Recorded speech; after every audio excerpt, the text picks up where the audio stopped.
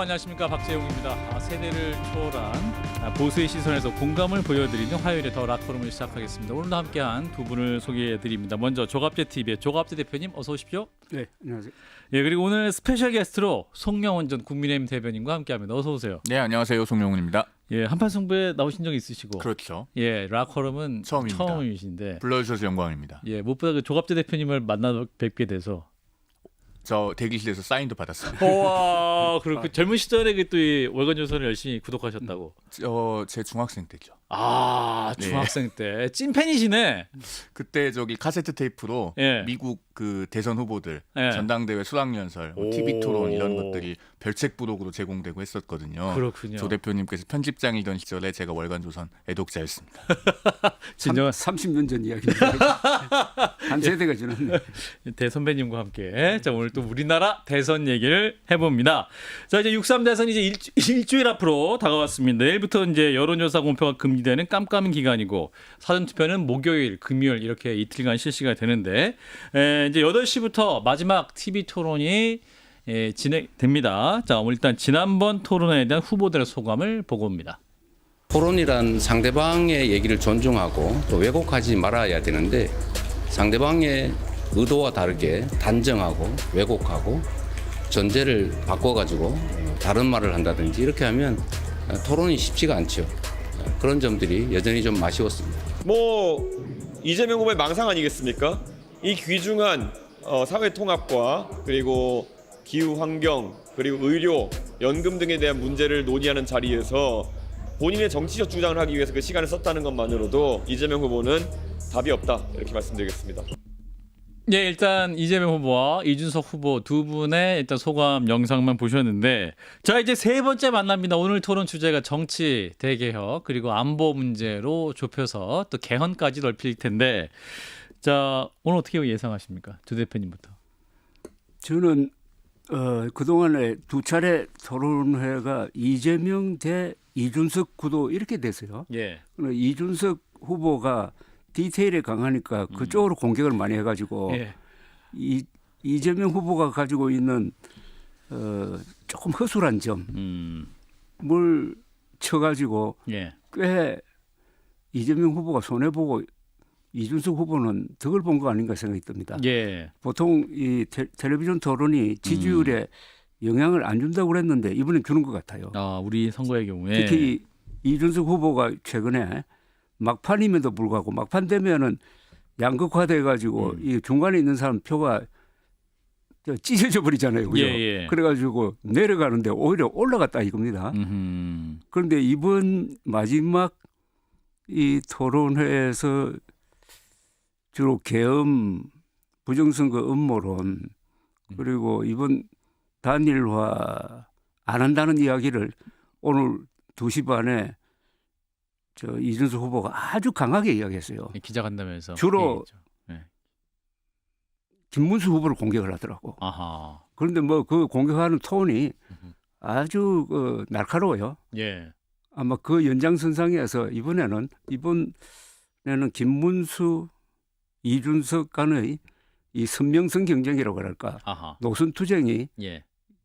빚어지는 거 아닌가 하는 좀 기대 비슷한 걸 합니다. 아하. 그렇군요. 네. 오늘 오히려 이준석 대 김문수의 대결이 더 빛을 발할 수도 있겠다. 예. 예. 송 변호사님. 저도 이번 토론은 그렇게 흘러갈 가능성이 좀 있다고 봐요. 일단 예. 단일화 문제는 저는 오늘 아침에 김용태 비대위원장이 이준석 후보와 개혁신당 측의 입장을 존중하겠다라는 맞아요. 얘기를 했고, 또 이준석 후보가 앞서 조 대표님 말씀하신 것처럼 2시 20분에 나름대로 톤이 높은 기자회견을 했습니다만 그럼에도 불구하고 단일화 가능성이 소멸됐다고 보지는 않습니다. 2022년에 윤석열 안철수 후보 간의 단일화 때도 사전투표 전날 아침 8시에 극적으로 단일화 선언을 하지 않았습니까? 그러면 오늘 밤 토론회를 하고 예. 사실 그 뒤에 24시간 동안 어떤 일들이 벌어지느냐가 중요하겠죠. 예. 그런데 이준석 후보가 단일화를 하든 하지 않든 저는 오늘은 앞선 두 번의 토론과 달리 김문수 후보에 대한 공격이 좀 나올 걸로 봐요. 왜냐하면은 단일화를 한다면 지금 아직까지 뭔가 조건에 관해서 합의가 안 된 것 아니겠습니까? 그렇다면은 일종의 막판 벼랑 끝 전술로 목표를 얻어내기 위해서 가시적인 공격을 좀 보일 가능성이 있다. 그리고 단일화를 하지 않는다면 이준석 후보가 벗어야 될 최대 과제는 이제 일종의 이중대 이미지 아니겠습니까? 개혁신당 입장에서는. 예. 그렇다면 김문수 후보를 공격하는 것으로 그런 이미지를 벗고자 시도할 가능성이 있다. 그래서 앞선 두 번의 토론과는 조금 다른 양상이 될 수 있다고 봅니다. 그렇군요. 자, 그러면 얼마나 김문수 후보가 달라질 것이냐 이 부분입니다. 근데 김문수 후보가 당정 협력, 당 대통령 분리, 개파 불용 3대 원칙을 천명을 했고 유세 현장에서 탄핵과 계엄에 대해서 큰절로 사과까지 했습니다. 자, 그럼 오늘 또 이제 토론에서 윤 전 대통령의 확실한 절연, 더 선명한 메시지를 낼 것이냐 이 부분인데 대표님 어떻게 판단하십니까? 근데 지금 솔직하게 말하면은 예, 이 지지율 격차가 굉장히 세잖아요, 그죠? 그렇죠. 세니까 제 구계자 입장에서 보면은 이 연설 내용이나 공약이 아주 귀에 들어오질 않아요. 왜냐하면 실현 가능성이 아하. 너무 낮다고 보는 거예요. 예, 예. 그러니까 지금 말씀드린 뭐 당정 분리 그건 뭐 과거에도 했고 지금 법에도 그렇게 돼 있는데 그렇죠. 사실은 그렇죠. 그런 거 가지고 이렇게 감독이 판을 없군요. 바꾸기에는 어렵고 아. 판을 바꾼다는 것은 구조를 바꾸는 건데 예. 구조 바꾸는 거는 단일화가 되느냐 안 되느냐는 건데 그건 저는 끝났다고 봅니다. 아, 그리고 끝났어요. 이준석 후보에 대해서 사람들이 좀 오해하고 있는 부분이 있더라고요. 근데 이분이 상당히 원칙주의자입니다. 이준석 예. 후보가. 그런 면에서 본다면은 김문수 이준석의 차이는 이준석 이재명의 차이만큼 커요. 아, 그래요. 두 개가 있잖아요. 계엄 반대, 특히 부정선거 음모론. 그러네요. 부정선거 음모론에 대해서는 이준석 후보가 이를 가는 사람인데. 명확하죠. 예. 그러니까 이번에 사전 투표 하느냐 마느냐를 가지고 김문수 후보가 쭉 이야기 안 하다가 불과 어제 이틀 이틀 전에 전에 얘기했죠. 얘기했죠. 이틀 전에 얘기했죠. 예. 뭐 그런 것까지 참 계속 물고 들어올 텐데 네. 이거는 그리고 이 기회에 저는 단일화 문제는 이 선거 운동 기간에는 단일화를 못하게 해야 된다고 저는 생각합니다. 선거법을 고쳐가지고 아니 선거법을 고쳐서 이거 굉장히 피곤하게 하지 않습니까? 아니 지난 열흘 동안의 주제가 죄송합니다. 대표님. 단일화 가지고 온 언론이 아니 경선할 때도 단일화. 또 이게 본인은 본선해도 단일화. 이게 단일화 좀 심하게 말하면은 단일화 사기극의 연속 아닙니까 지금? 단일화 그러니까 사기극의 연속. 아니 생각해 보시죠. 지금 400m 경주를 딱 시작을 했는데 300m 좀 뛰다가 네. 뛰지 마. 이준석 사람이 3등하는 부사람 보고 내 등 좀 밀어주고 나가라 하면 야, 됩니까? 정확한 지적이시네요. 이거 안 해야 됩니다. 맞네요. 안 해야 됩니다. 레이스 시작에 쇼트트랙 달리고 있는데 아니, 지금. 다른 나라에서 이거 하는 나라 있을까요? 이거 허용한 나라 있을까요? 물론 허용 여부를 따져서 안 하죠. 선거라는 게 페어플레이인데. 그렇죠. 완주 의지 없으면 아예 선거판 나오지 말았어야 되는 거죠. 그리고 요새 이번 최근에 단일화는 이준석 후보가 안 한다 하는데 계속 하겠다고 하니까 이거 완전히 스토킹한 거 아닙니까? 예. 그러면은 결론은 뭐냐면은 단일화라는 말을 꺼낸 김문수 후보가 자진 사퇴해야지. 본인 사퇴하고 자연스럽게 그냥 이준석 그게 후보 가장 남는 근데 이게 자연스러운 농담이 아니라 예. 이재명 캠프에서 며칠 전부터 제일 걱정거리가 예. 김문수 후보가 이준석 지지를 선언하고 사퇴하는. 그래가지고 선거판을 예. 근본적으로 흔들어 버릴 수 있는. 윤석열 심판에서 이재명 심판으로 바꾸고 아하. 세대 교체, 정치 교체로 가면은 어떻게 하느냐 하는 그런 시나리오를 걱정했다는 이야기를 들었어요. 아하. 근데 그렇게 하려면 오늘 마지막이지. 사실 오늘 마지막이나 토론의 끝이 어떻게 끝날지. 자, 일단 우리 송 변호사님. 김문수 후보의 사퇴는 객관적으로 보면은 실현 가능성이 없는 이야기죠. 왜냐하면은 김문수 후보에게 가해졌던 사퇴 압력은 5월 8일, 9일, 10일 만한 때가 있었겠습니까? 한덕수 전 총리와의 소위 단일화 과정. 저는 그것은 엄밀한 의미에서 단일화가 아니라고 보기 때문에 소위 단일화라고 표현을 하는 것인데 그 과정에서 김문수 후보에게 가해졌던 압력이 뭐 수십 배 강했는데 그때도 사퇴를 안 하고 버틴 분이에요. 그럴 가능성은 없고 퇴거 불응죄. 저는 이준석 후보야말로 예. 사실은 단일화에 대한 니즈가 있을 거라고 봅니다. 아, 그래요? 왜냐하면은 일단은 이 선거가 뒤로 가면 갈수록 제3후보가 겪어야 될 운명처럼 맞닥뜨리는 말이 있어요. 선거 비용? 아니요. 이준석을 찍으면 이재명이 된다. 이게 유구한 전통이 있는 것 아니겠습니까? 예. 92년 대선 때 뭐 정주영을 찍으면 김대중이 된다. 또 저기 22년 대선에서도 안철수를 찍으면은 뭐 이재명이 된다. 이런 유구한 버전들이 있기 때문에 제가 봤을 때는 이준석 후보가 지금 지지율이 뭐 10% 이상 잡히는 조사들이 있다고 하더라도 그게 막상 본투표율까지 가면은 그 지지율이 유지가 되겠는가라는 것에 대해서 본인도 굉장히 고민이 근데 있어요. 그 사표 그게 작동하려면은 네. 두 사람이 합칠 경우에 당선이 명확히 될 수 하죠. 있어요. 당선이 될 수 있어야 돼요. 예. 지금 안 되잖아요. 양자 그리고 대결시. 아니 이준석으로 단일화 하나, 김문수로 단일화 하나, 그게 비슷비슷하다고. 맞습니다. 예. 오히려 이준석으로 단일화 할 경우에 그 수치 이외에 나오는 드라마틱한 거 이게 오히려 더 효과가 있을 줄 몰라요. 예. 여기에 더해서 보면 이제 한 가지가 더 있어요. 네. 이준석 후보의 정치인으로서 굉장히 실존적인 고민이 저는 있을 거라고 봅니다. 뭐냐면 이준석 후보는 2017년 대선 때 한 번 본인이 바른정당으로 함께 분당해서 나와서 유승민 후보의 완주를 도왔습니다. 예. 그리고 이번에는 개혁신당을 창당해서 본인이 후보로 아예 뛰고 있습니다. 여기서 또 다시 완주를 한다. 그러면은 보수의 본류인 국민의힘에 돌아와서 정치를 하는 것이 사실상 거의 불가능해질 수 있어요. 가시밭길이다. 가시밭길 가시밭길이 정도가 보인다? 아니라 만약에 그 최종 스코어가 아하. 김문수 플러스 이준석을 했더니 이재명과 엇비슷하거나 이기는 혹은 걸로 더 나온다. 앞선다 그렇게 실제 나오면은 결과가 나온다 그렇게. 마치 2000년 미국 대선의 랄프 네이더나 더 가까이 오면 2022년 대선의 심상정 후보처럼 되는 거죠. 아. 그 고민이 있을 거고 근데 반대로 이제 국민의힘에 돌아온다 이번에 단일화를 해서 그러면은 지금 안철수 의원이 처한 상황처럼 이준석 후보는 두 번 다시 당 밖을 나가서 창당을 해서 독자 후보로 뛸 수가 없습니다. 굉장히 큰 갈림길에 지금 서 있는 거거든요. 그래서 본인 고민이 있을 거고 예. 그래서 지금 단일화에 대해서 강하게 부인하는 듯 하면서도 저 지난주 토요일 오후에 KBS 일라디오 그 정관용의 시사본부에 그 이준석 후보가 출연을 했었어요. 예. 제가 그때 스튜디오에서 맞교대를 해서 아. 끝나고 나오면서 저도 집에 가면서 그 인터뷰를 들었는데 아 예. 취재는 안 하셨구나. 직접 질문 안 하셨고 듣기만. 진행자께서 예. 그 프로그램에서 정관영 교수가. 단일화 안 하면은 정계 은퇴할 거냐? 오. 단일화하면 정계 은퇴할 거냐? 이걸 두 번을 물었어요. 아. 그랬더니 이준석 후보가 그거는 동탄 주민들에 대한 예의가 아니라면서 그 답변만큼은 한사코 피하더라고요. 정계은퇴까지 안 갔다. 그래서 거기 약간 가능성이 있다 이렇게 보시는데. 조 대표님. 이준석이란 인물의 크기를 좀 달리 봐야 됩니다. 저는 말과 글은 우리나라 역대 정치인 중에 최고라고 생각합니다. 그리고 그런가요? 그 야. 전략, 대전략 예. 그리고 지금 이재명 후보를 몇 가지 아주 단편적인 것 같지만은 공격을 해가지고 이재명 후보의 그 바탕을 흔들어 버렸잖아요. 예. 특히 에너지 문제, 원자력 발전소로 가야 되는데 이걸 재생 에너지로 간다는 이런 아주 순진한 생각을 그리고 호텔 경제학 예. 그리고 무한 동력 논리 뭐 이런 말 한마디로 이렇게 하죠. 예. 그다음에 이 노상 유세하는 거. 제가 한 30분을 들어봤는데 예. 말 한마디가 어긋나질 않아요. 천재입니다. 천재고 천재다. 야. 야망이 커요. 이 사람은 야망은 큽니다. 야. 그러고 조 대표님 과거에- 이렇게 칭찬한 정치인 아니, 있었는가? 역대 최고 수준으로 칭찬하고 계십니다. 그러고 대표님. 예. 작은 걸 가지고 큰 걸 흔들어요. 오. 여가부 공약, 세대 포이론. 그게 결국 윤석열 정권을 만들어낸 거 아닙니까?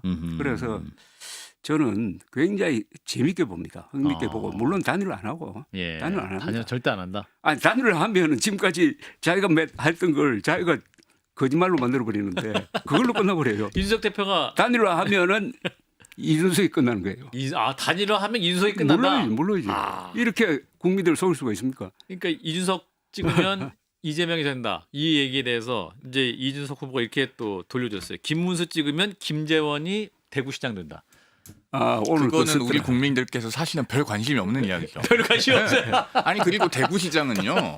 관심이 없네. 국민의힘 안에서도 네. 자천 타천으로 뭐 물망으로 거론되는 분들이 네. 한 9분 10분 됩니다. 아. 뭐 한두 분만 계신 게 아니고 아. 그리고 저 김재원 전 의원께는 굉장히 죄송한 이야기지만 우리 국민들 중에 한 절반 정도는 김재원 전 의원이 누구신지 모를걸요. 그래요. 예, 전국 알겠습니다. 단위의 인지도를 획득하는 게 그렇게 쉬운 일이 아닙니다. 그래서 이준석 후보가 상당히 그 이준석을 찍으면 이재명이 된다라고 하는 그 말에 대해서 받아칠 만한 얘기가 없구나라고 저는 그렇게 느낍니다. 근데 이번 선거판에서 명언 하나를 꼽는다면 명언. 나는 홍준표 홍준표. 한 그 이준석에 투표하는 것은 사표가 아니라 미래에 대한 투자다. 그 상당히 머리에 남더라고요. 그렇군요. 근데 그런 투자는 원금 보장이 안 될 것 같아요. 그건 네. 자연스럽게 두 번째 영상을 보도록 하겠습니다. 자, 김문수 후보와 한동훈 전 대표가 드디어 같은 연단에서 합동 유세를 했습니다. 이제 원팀이 되나 싶었는데 또 선대위 인선을 넣고 또 약간 불협화음이 있긴 했습니다. 일단 유세 영상을 보고 말씀 이어가겠습니다. 우리가 무능한 서울 이재명 도봉구죠? 세상을 함께 막아봅시다. 제가 그 마음으로 여기에 나왔습니다. 네, 한동훈 후보가 연설을 시작했고 옆에 김문수 후보가 서 있습니다. 여러분, 이재명은 사악해서 위험한 것이 아니라 무능해서 위험합니다. 이재명은 김어준을 대법관 만들겠다는 법을 얘기했다가 오늘 철회했습니다. 제가 김어준 대법관법이라고 이름 붙였고 바로 여러분들께서 제대로 비판하고 감시하니까 무서워서 꼬리 말고 도망갔습니다. 예, 자 일단 한동훈 전 대표가 예고 없이 찾아갔다고 하죠. 이 도봉구에. 그래서 연단에 확 올라가서 일단 부정선거 문제도 전혀 사실 무근이고 그런 것들 꼬리를 잘라야 된다. 어쨌든 명확한 본인 입장을 내긴 했었습니다만 한동훈 전 대표의 연설은 어떻게 송 변호사님 짧게 먼저 말씀해 주시죠. 일단 우리나라 77년 헌정사상 예. 보수 계열 정당에서 대통령 후보 경선을 통해서 아깝게 2등을 한 분이 4명 있습니다. 예. 97년 이인재 후보, 2007년 박근혜 후보, 2021년에 홍준표 후보, 그리고 이번에 한동훈 전 후보. 그런데 예. 자 이인재 후보는 아예 경선 불복하고 탈당해서 독자 완주로 했잖아요. 그리고 2007년에 박근혜 후보는 끝까지 선거운동복 안 입고 저 이명박 후보하고 공동으로 한 자리에 서지도 않았습니다. 예. 그다음에 홍준표 후보 같은 경우도 선대위원장을 안 맡았고 대선 전날에 심지어 유승민 전 의원까지 다 같이 올라오는 서울 유세에도 본인 건강검진 간다고 안 올라왔어요. 건강검진 나가셨어요? 그랬는데 지금 한동훈 전 후보는 네. 어쨌든 본인이 김문수 이름 적힌 유세복도 결국 입었고 네. 김문수 연호도 해줬고 한 자리에 서줬습니다. 예. 그러면은 투샷. 역대 보수 정당에서 경선 2등한 후보 중에 가장 적극적으로 선거운동 해주고 있는 거예요. 당인으로서의 도리, 어떻게 보면은 민주주의자로서의 그 승복하는 태도는 다 보여주고 있는 겁니다. 그러면은 여기서부터는 이제 김문수 후보가 해야 됩니다. 선거를 이기기 위한 3대 선결과제 그동안에 한동훈 전 후보가 숱하게 얘기했잖아요. 맞아요. 윤석열 전 대통령 부부와 단호하게 절연해라. 그리고 계엄과 탄핵에 대해서 올바른 입장을 견지하고 사과해라. 그리고 부정선거 세력과 같은 극단적 세력과 거리두기 해야 된다. 이 3대 과제를 명확하게 이행하지 않으면 오늘 저녁에 있는 토론회에서도요. 아마 제가 서두에도 말씀드렸지만 오늘은 3대 1로 포위당해서 공격당할 수 있습니다. 김문수 후보가 정수를 두는 거 말고는 답이 없어요. 예, 조 대표님. 자, 한동훈 전 대표의 어제 유세 합류 어떤 의미가 될까요? 저는 뭐 전번부터 당연히 해야 될 일이고, 그리고 그게 또 미래를 위한 투자가 될 거라고 생각합니다. 그 속으로는 뭐 상당히 고민이 많았겠지만은, 그런데 역대 우리나라 뭐 정당 사상 이런 일이 몇 번 있습니다.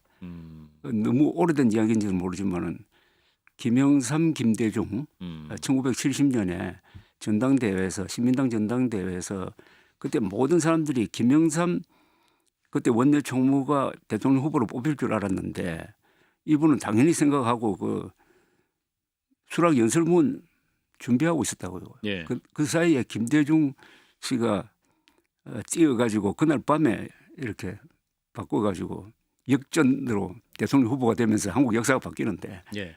그때 있었던 71년 대통령 선거에서는 김영삼 씨가 항상 같이 따라다니면서 찬조 연설을 했습니다.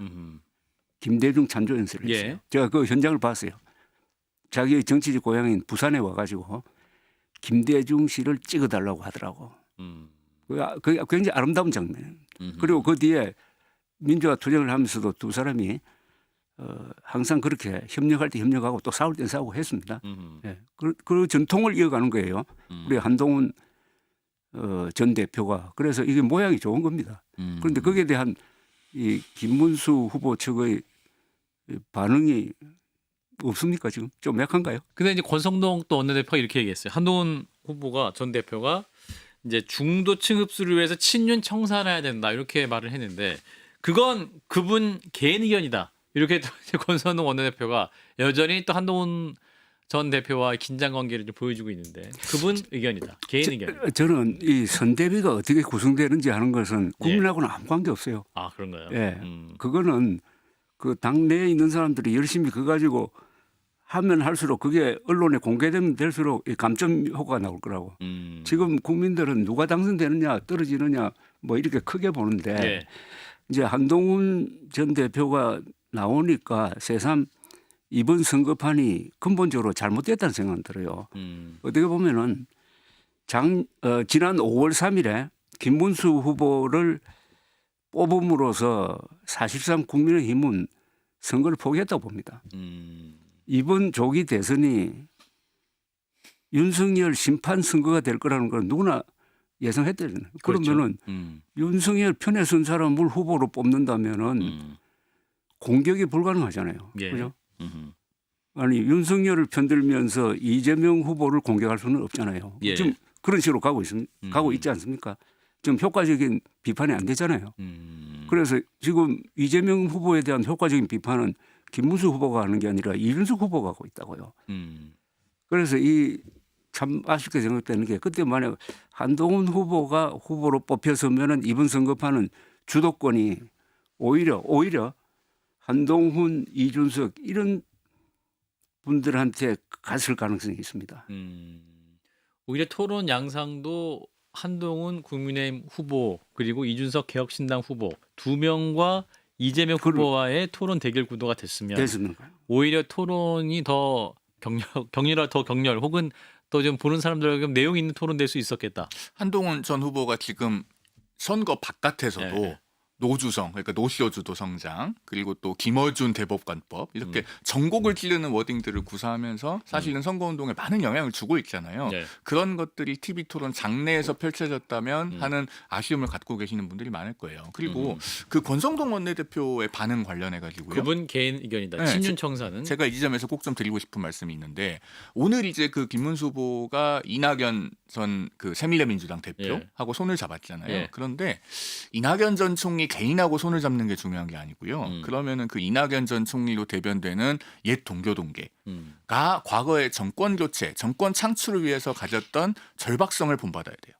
무슨 얘기냐면 제가 우리 조 대표님 앞에 계신데 옛날 얘기를 아는 척해서 죄송합니다만 그 동교 동계는 1997년에요. 본인들이 정권을 이뤄내기 위해서 JP. 동교 동계 7인이 모여서 그 백의종 군선을 했잖아요. 97년 9월에. 예. 그때 옥중에 있던 권노갑, 그다음에 뭐 한화갑, 김옥두, 남궁진, 최재승, 마지막에 그 당시 동교 동계 막내였던 설훈 전 의원까지. 예. 이낙연 전 의원하고 이낙연 전 총리하고 막역한 사이잖아요. 가서 그분들 말씀을 들어야 돼요. 우리는 정권을 창출하기 위해서 얼마나 절박하겠는가 그 얘기를 듣고 지금 국민의힘에서 여기까지 오게 된 상황에 책임이 있는 친윤 핵심 인사들 그분들이 공직 불취임 선언 같은 걸 해야 됩니다. 우리는 정권을 맡게 되더라도 예. 어떤 공직에도 취임 안 하겠다. 백의종군 선언. 해야죠. 왜냐하면 지금 정권을 잃게 되면 그분들도 어차피 정치적 미래가 뭐가 있어요. 가시밭길로 갈 텐데 예. 그러면은 그런 절박성을 보여줘야 되지 않아요? 이재명 후보가 당선되면은 자유민주주의, 법치주의가 다 흔들릴 거라고 하면서 그런 절박성을 본인들이 행동으로는 보여주는 게 뭐가 있어요? 저는 이게 개인 의견이라고 폄하할 게 아니라 지금 그 97년에 구동교동대가 보여줬던 그런 정신을 좀 흉내라도 낼 때가 됐다라는 말씀을 드리고 싶습니다. 저는 이게 김문수 후보가 그러면은 딜레마가 윤석열과 어떤 식으로 전련하느냐인데 이게 타이밍을 너무 늦게 했습니다. 그죠? 예. 빨리 저 후보가 되자마자 했어야죠. 어떻게 해야 되느냐? 완전히 제명하고 그냥 탈당이 아니라 출당시켰어야지. 그리고 국민들한테 앞으로 내가 대통령이 되면은 사면 안 하겠다. 윤석열 혹시 아하. 김건희 씨가 기소가 돼가지고 형이 확정돼도 두 부부에 대해서는 사면 안 하겠다고 해야 돼. 그러고 특검 받는다는 해야 돼. 그게 뭐 내란 관련 특검이든지 예. 김건희 여사 관련 아하. 그 정도는 이야기해야죠. 초강수네요.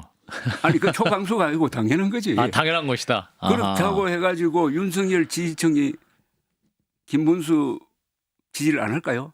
하죠. 그렇죠. 그런 정도가 아니라 그냥 뭐 이상한 영화 관람했을 때도 아주 미지근한 이야기를 하고 예. 찬스 놓치고 이번에 사전투표 폐지하겠다는 사람이 사전투표 해도 된다고 그랬잖아요. 본인도 할 거고 당에서 말을 그렇게 하면 최선을 안 다해서 되잖아요. 감시하겠다. 이때도 확실하게 내가 사전투표에 대해서는 이 부정선거 음모론에 대해서는 판단을 잘못했다 예. 해가지고 깔끔하게 잘못을 인정하고 하면은 우리나라 국민들이 참 이상해요. 잘못했다고 하면은 금방 또 용서를 합니다. 오히려 그게 더 플러스 효과가 되는 점도 있는데 예.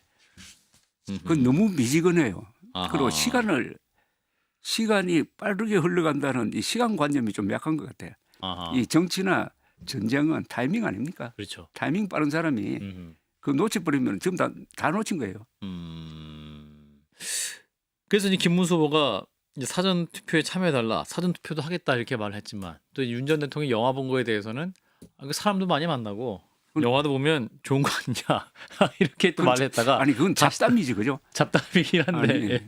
근데 사전 투표를 왜 갑자기 독려를 했을까 이 부분인데 그 당 차원에서 그래도 이건 독려해야 된다 이렇게 전략적으로 말을 해서 그 조언을 들은 것인가 아니면 사실 속 생각은 나도 부정투표 없다고 생각하는데 전략적으로 부정투표에 약간은 좀 모호성을 취한 것인가? 지금 정치인 중에 부정선거 음모론을 믿는 사람은 자기를 속이는 걸 아닙니까? 부정선거 있었다고 생각하는 사람 누가 있습니까? 있다면 그건 바보지. 예. 그렇지 않습니까? 좀 몇 그러니까 분 자기- 있어서요. 예. 예. 이번에 후보로 나오신 분도 있고 해가지고 예. 황교안 전 대표도 있고 해가지고 예. 아니 그러니까 그 예. 부정선거 음모론도 정답이 나와 있는 거예요. 예. 그러니까 한동훈 전 대표가 한 3주 전부터 이 부분은 단호하게 거리를 둬야 된다고 얘기를 하잖아요. 계속 거기에 대해서 미적지근하게 있다가 여기까지 온 겁니다. 그러니까요. 그 윤석열 전 대통령 영화 관람했을 때요. 예.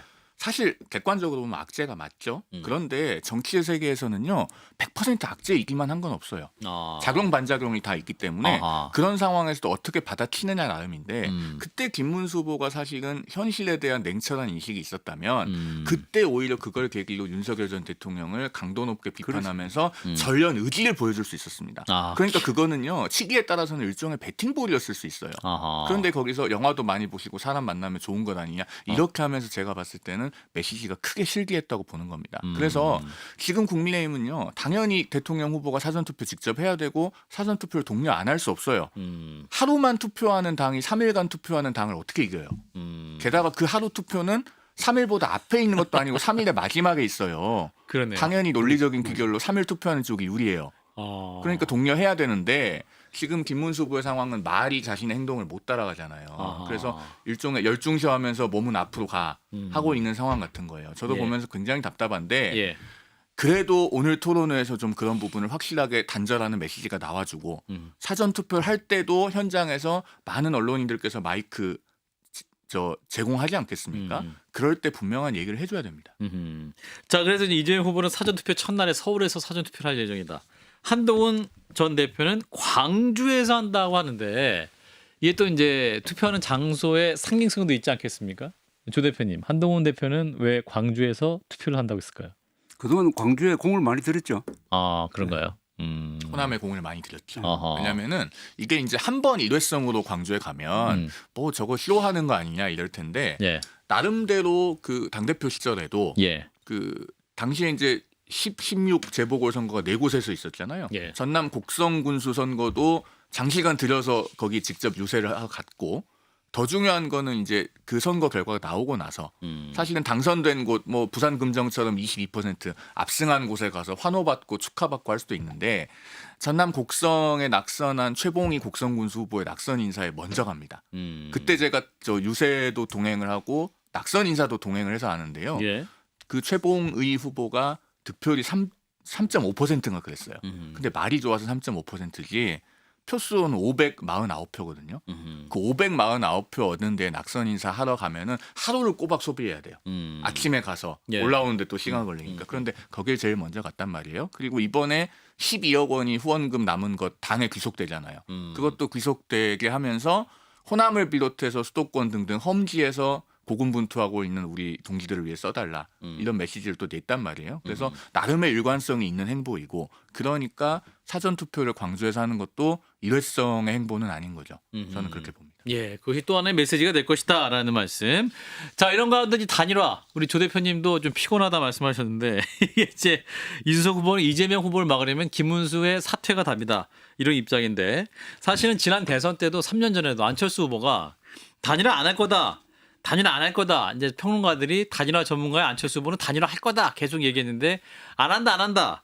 이분이 어떤 말까지 했냐면 나중에 윤 전 대통령 뽑을 사람들 손가락을 자르고 싶은 심정일 것이다 하면 단일화를 부인하다가 전격적으로 또 단일화를 했단 말이에요. 그러면서 이제 발표도 하고 뭐 이렇게 구두 합의 뭐 하면서 이제 했던 장면이 여전히 기억이 나는데 그래서 이번에도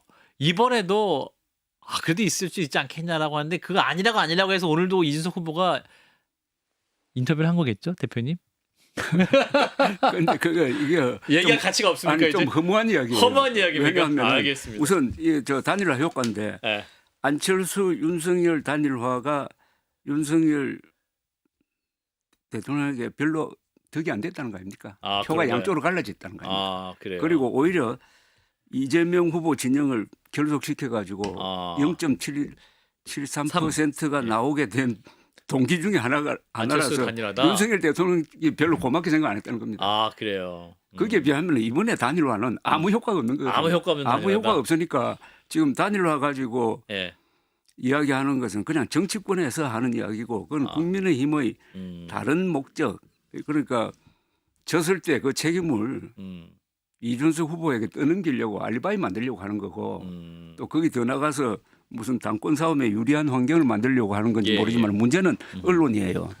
언론이 여기에 가세를 해가지고 저희 잘못입니다. 자꾸 이게 화제를 내면은 중요한 지금 막판에는 좀 중요한 이야기 해야 되는 거 아닙니까? 죄송합니다. 저는 이 사법 문제도 중요하지만은 이 에너지 정책 문제 이번 토론을 통해서 드러난 이재명 후보의 이런 비과학적인 에너지 정책 이건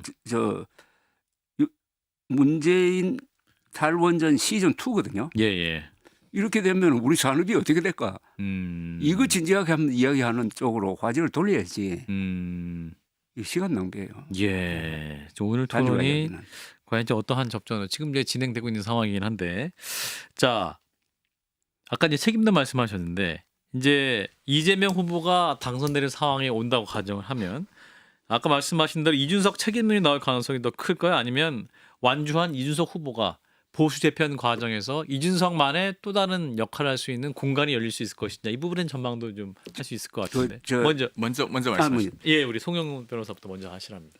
그 생각보다 이준석 후보가 10%라고 하는 벤치마크를 넘기 쉽지 않을 걸로 봅니다. 실제 뚜껑을 열어보면 왜냐하면은 지금 이제 뭐 지난주 갤럽 조사에서 10% 그리고 일부 조사에서 이제 많이 나오면 11%까지 나오는 조사들이 있는데 막상 선거 날이 다가오면 다가올수록 아직까지는 투표장에서 그렇죠. 아직까지는 국민의힘에서 이준석을 찍으면 이재명이 됩니다라고 하는 메시지를 아주 적극적으로 발신하진 않았어요. 왜? 단일화 가능성이 살아있기 때문에 상대를 예우하고 존중한 차원에서 적극적으로 발신하지 않았지만 그래도 거대 정당의 힘이 있는데 그걸 앞으로 남은 일주일 동안에 적극적으로 발신하기 시작하면 역대 제3후보들이 겪었던 전철을 똑같이 겪게 됩니다.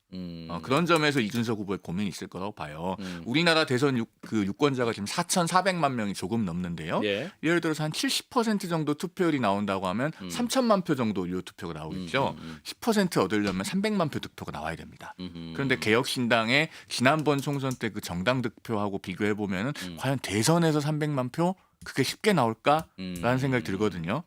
그래서 만약에 완주를 택했는데 10%라고 하는 벤치마크도 넘지 못하고 대통령은 이재명 후보가 만약에 당선되는 상황이 된다. 그러면 이준석 후보는 보수의 본가와는 정말 돌아올 수 없는 강을 건너게 됩니다. 그리고 더 중요한 것은 이 단일화를 회피하는 과정에서 이준석 후보 측에서 물론 워딩을 약간 다르게는 하고 있습니다만은 이재명 후보가 당선되어도 마치 상관없다는 듯한 태도를 보이는 것을 지금 이른바 코어 보수에서는 굉장히 주목해서 보고 있을 거예요. 그게 그러면은 선거 후에 평가를 할 때 특히나 이건 정서적인 부분이기 때문에 어떤 영향을 미칠 것인가 사실은 이준석 후보와 이준석 후보 주변에서도 이 부분에 대한 고민을 많이 하고 있을 것 같습니다. 근데 이제 보수 패배의 책임이 왜 자꾸 이준석 때문이냐? 그 계엄을 방치했고 또 윤 전 대통령의 실정을 제대로 비판 못했던 당의 주요 세력들 아니겠느냐? 뭐 이렇게 반론 나올 수 있을 거긴 그리고 합니다만. 그게 먹힐지 않을 정도로 예. 격차가 클 거예요. 아 그런가요? 격차가. 아 김문수와 이재명의 실제 격차가. 그건 어떤 변명도 통하지 않을 겁니다. 이번에 그 그렇군요. 패배에 대해서는 아하. 저는 이거 뭐 공직선거법 위반 아니죠? 예, 아닙니다. 예, 예, 예. 유튜브입니다. 한 예. 400만 표 차이. 아. 뭐 이렇게 되면은 어떤 변명 통하지 않고 그런데 이번 특히 TV 토론 선거 운동을 통해서 이준석 후보의 이미지가 보통 국민들 앞에 딱 들어갔어요. 이건 엄청난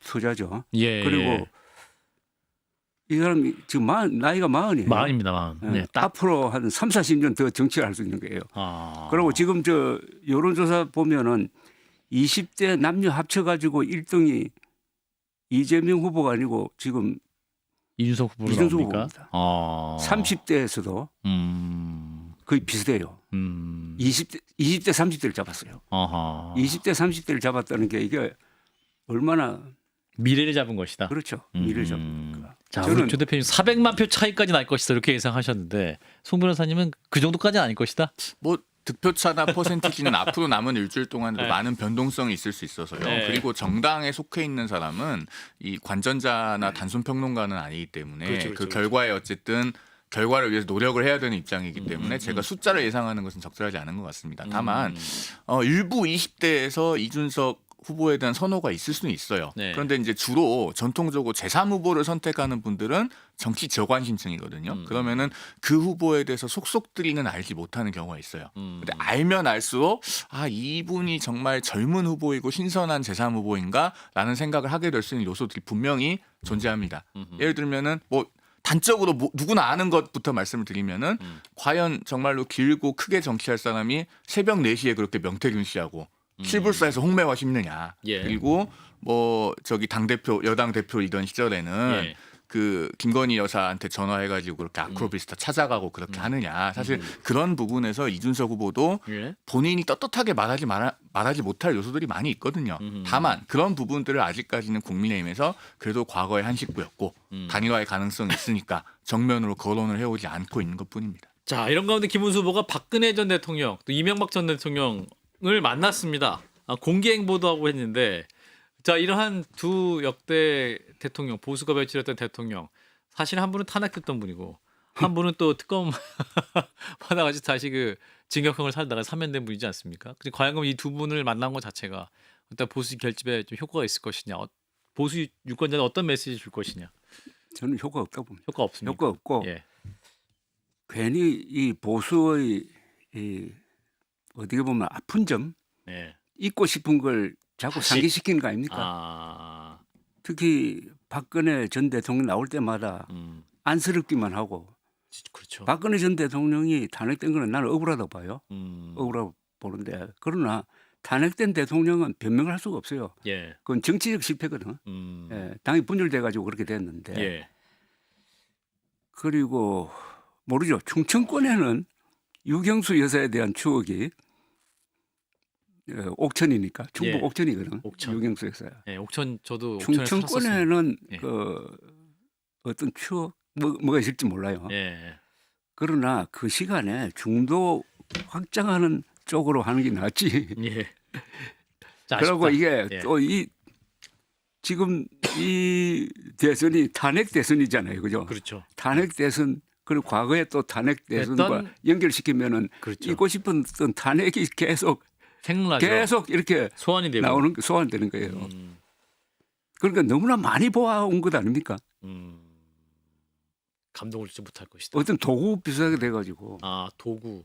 야, 송 변호사님. 큰 틀에서의 선거 전략은 저도 지금 중도 확장과 중도에 대한 소구가 중요하다는 점에는 조 대표님 말씀에 전적으로 공감을 합니다. 예. 그런데 오늘 이제 그 박근혜 전 대통령 공개 행보를 보니까 그래도 이분이 그 현역 정치인일 때 왜 선거의 여왕이라는 얘기를 들었는지 알겠더라고요. 아, 내공이 있어요? 왜냐하면은 태길과 메시지는 확실히 그 현역 정치인일 때의 실력이 남아 있습니다.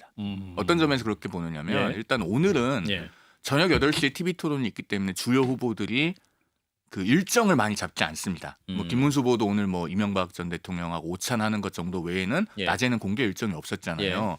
그런 것처럼 그렇게 공개 일정이 없는 날 박근혜 전 대통령이 행보를 함으로써 언론의 주목을 받을 수 있어요. 그러면은 앞서 이제 조 대표님께서 안쓰럽다라고 표현을 하셨는데 분명히 그 박 전 대통령에 대한 향수를 가지고 있는 보수층이 있습니다. 예. 그리고 보수가 아직까지 완벽하게 결집되지 않고 이완되어 있는 측면이 있기 때문에 그분들에게 소구할 수 있는 요소는 있다고 보여져요. 그리고 오늘 메시지도 그 뭐 유경수 여사 생가 이런 데 방문을 하고 언론에다가 뭐라고 얘기를 했냐면은 어머니는 항상 검소하시고 공과 사를 엄격히 구분하신 분이다.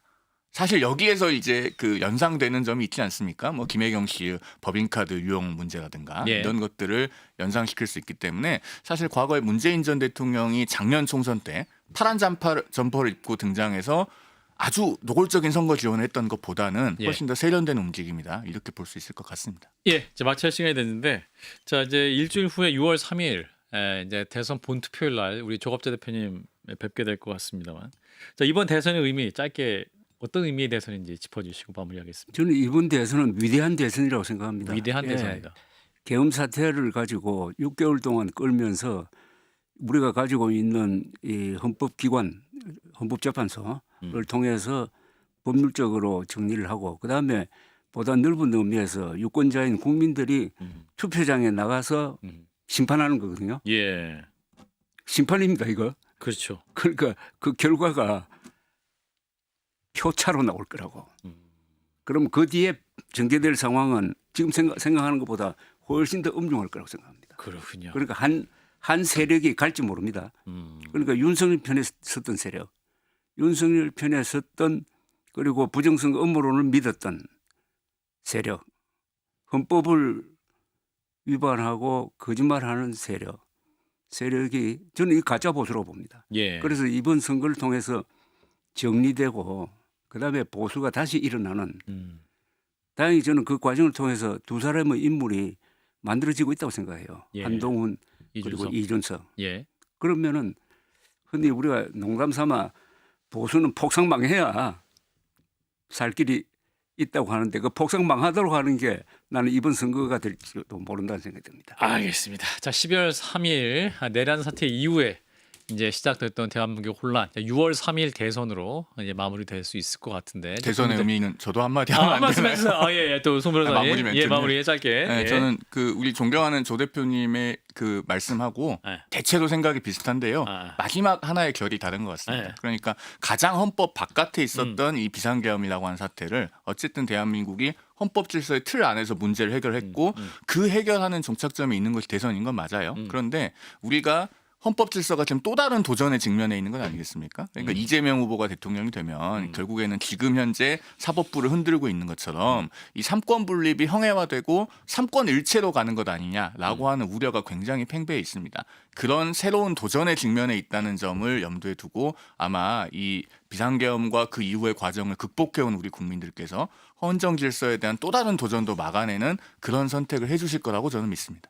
예, 자 화요일에 또 락커룸 오늘 또 알차게 두 분이 또 말씀해 주셨습니다. 오늘 순서 여기서 마무리하도록 하겠습니다. 두 분 감사하고요. 다음 시간에 뵙겠습니다. 여러분 고맙습니다. 네.